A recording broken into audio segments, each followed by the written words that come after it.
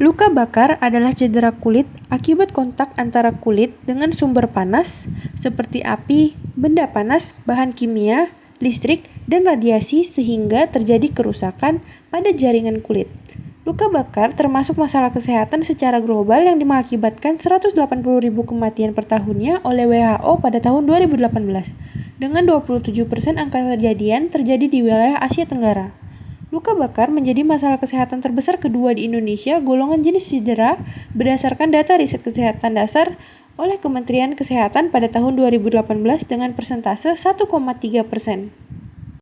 Keparahan luka bakar dapat dipengaruhi oleh letak daerah luka, luas, dan dalamnya lapisan kulit yang rusak, serta diklasifikasikan menjadi derajat 1, 2, dan 3. Prinsip penanganannya yaitu merangsang pembentukan jaringan kolagen, membantu sisa sel epitel berproliferasi agar bisa menutup permukaan luka, dan mencegah infeksi oleh bakteri yang dapat menghambat penyembuhan luka. Saat ini, obat luka bakar yang beredar di Indonesia masih sangat sedikit. Oleh karena itu, diperlukan pengembangan obat luka bakar yang baru. Indonesia terkenal akan kekayaan sumber daya alam hayatinya dengan berbagai jenis tumbuhan. Kembang kol adalah salah satu tanaman sayuran dengan hasil produksi tinggi di Indonesia. Berdasarkan Badan Pusat Statistik pada tahun 2023, hasil produksi kembang kol mencapai 175,073 ton. Tetapi pemanfaatannya masih sangat terbatas, yaitu hanya diolah menjadi sayur untuk dikonsumsi. Kembang kol mengandung metabolit sekunder berupa flavonoid seperti kamferol dan quercetin. Selain itu, ada senyawa alkaloid, saponin, fenolik, tanin, quinon, monoterpen, dan sesquiterpen. Senyawa kamferol dan quercetin memiliki kemampuan antioksidan yang dapat mensupresi aktivitas MMP9 sehingga mengendalikan aktivitas enzim protease dalam penyembuhan kulit. Mengetahui potensi kembang kol yang melimpah di Indonesia dengan kandungan senyawa metabolit sekundernya yang memiliki aktivitas antiinflamasi dan antioksidan, serta jumlah obat luka bakar yang beredar di Indonesia masih sedikit, maka penting dilakukan riset ini untuk mengetahui aktivitas dari kembang kol terhadap penyembuhan luka bakar. Kembang kol yang digunakan pada penelitian ini diperoleh dari salah satu pasar tradisional yang ada di Pontianak. Kembang kol yang akan digunakan dideterminasi terlebih dahulu dan diperoleh bahwa kembang kol yang dikumpulkan adalah benar dengan spesies Brassica oleracea verbotrytis. Kembang kol yang telah dikumpulkan kemudian disoltasi dan dicuci bersih. Setelah itu dirajang tipis agar memudahkan proses pengeringan. Pengeringan kembang kol dilakukan menggunakan bantuan alat berupa oven pada suhu 50 derajat Celcius. Simplicia yang telah kering kemudian dihaluskan menggunakan blender sehingga diperoleh serbuk simplicia.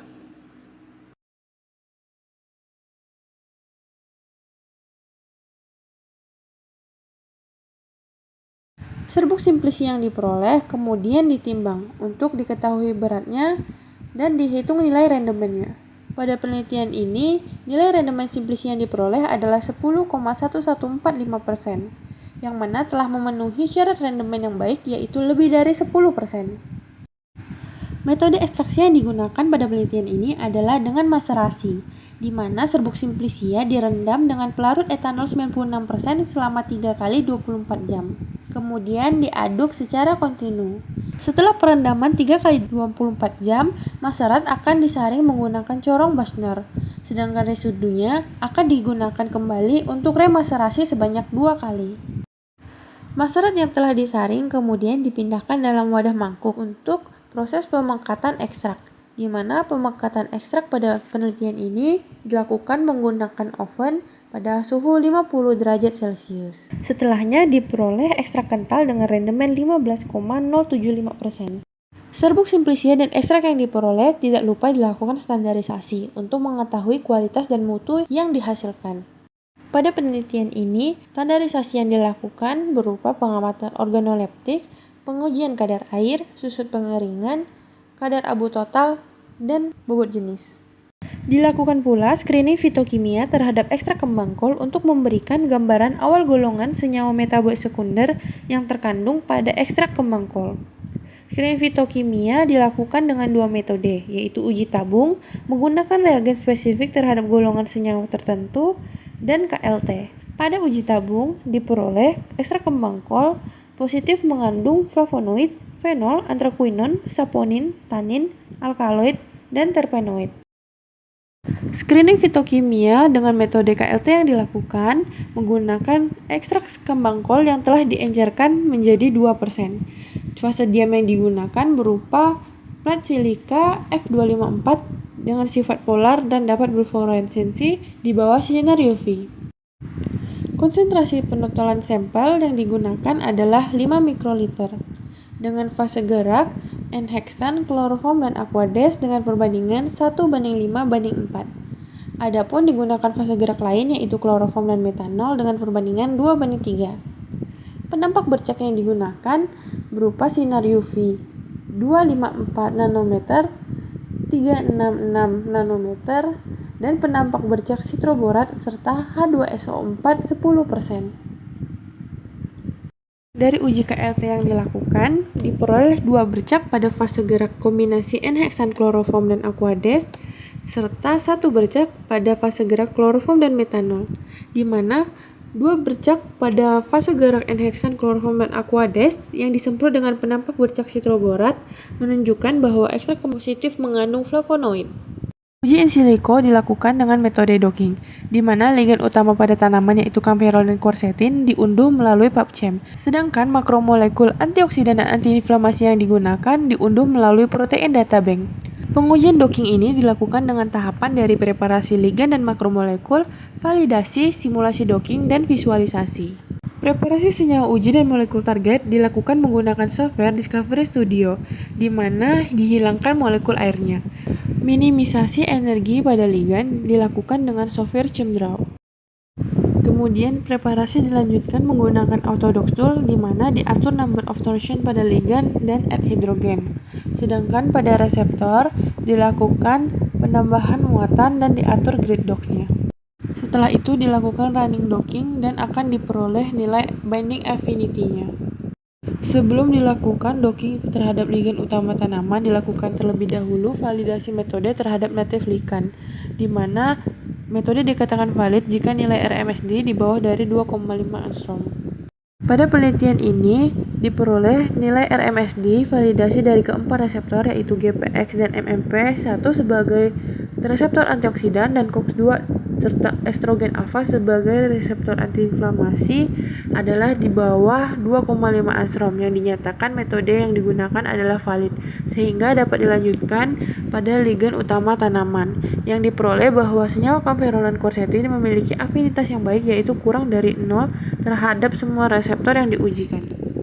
Uji in vitro pada penelitian ini dilakukan dengan metode DPPH, di mana larutan DPPH yang dibuat dengan konsentrasi 39,4 ppm dalam 100 ml dengan pelarut metanol proanalisis. Larutan DPPH ini akan dicampur dengan masing-masing konsentrasi pada larutan seri, ekstrak kembang kol, dan vitamin C sebagai senyawa pembanding, di mana dilakukan inkubasi 30 menit pada suhu ruang dalam keadaan gelap. Prinsip kerja metode ini berdasarkan kemampuan DPPH dalam menerima atom hidrogen yang didonorkan oleh antioksidan, yang ditandai dengan perubahan warna ungu menjadi kuning seiring besarnya konsentrasi sampel dengan aktivitas antioksidan.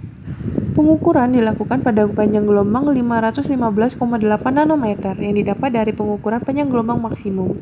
IC50 ditetapkan dari persamaan regresi dan absorbansi yang terukur, di mana semakin besar konsentrasi sampel maka akan semakin kecil nilai absorbansinya, sedangkan nilai persen inhibisinya akan semakin besar. Pada pengukuran ini diperoleh bahwa linearitas yang diperoleh telah memenuhi syarat dari SNI yaitu lebih dari 0,995. Nilai IC50 ekstrak kembang kol yang diperoleh adalah 11,8849 ppm, yang mana diketahui bahwa ekstrak memiliki aktivitas antioksidan yang lebih rendah dibandingkan pembandingnya yaitu vitamin C dengan nilai IC 0,7423 ppm. Namun, nilai IC ekstrak kembang kol masih masuk dalam persyaratan standar IC50 dengan aktivitas antioksidan yang sangat kuat. Pengujian in vivo dilakukan dengan hewan uji berupa tikus jantan galur rooster sebanyak 25 ekor yang akan dibagi menjadi 5 kelompok. Aklimasi hewan uji dilakukan selama 1 minggu. Setelahnya, tikus dicukur bersih bulu bagian dorsolateral. Luka bakar derajat 3 dibuat dengan batang logam yang telah dipanaskan dalam air mendidih di atas hotplate pada suhu 100 derajat selama 10 menit.